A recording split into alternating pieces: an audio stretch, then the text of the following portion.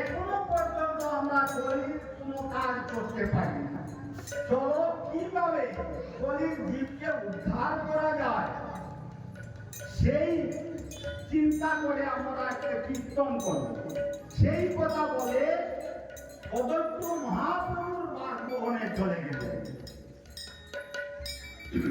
বলে কদিন প্রভু আসি অদ্বৈতের মন্দিরে বসিয়ে, কদিন প্রভু আসি অদ্বৈত মন্দিরে বসিয়ে নটির কুমার হে,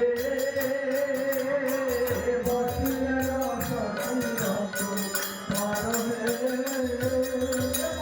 নিত্যানন্দ হরি সঙ্গে অদ্বৈত আনন্দে, নিত্যানন্দ হরি সঙ্গে অদ্বৈত বসিয়া আনন্দে, মহোৎসবের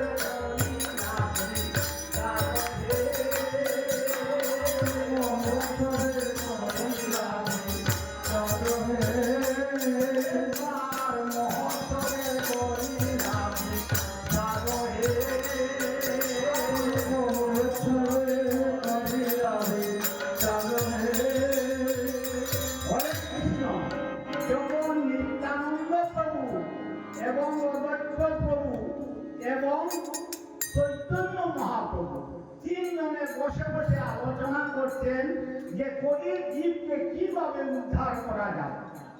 এই কথা অদ্বৈত গৃহিণী সীতা দেবী তিনি পরের থেকে শুনছেন।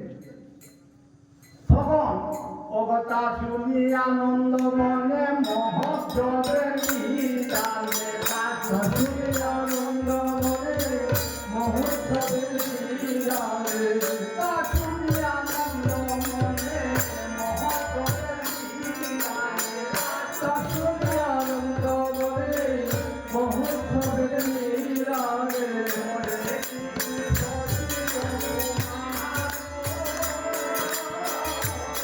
কিছু সচিরা তোমার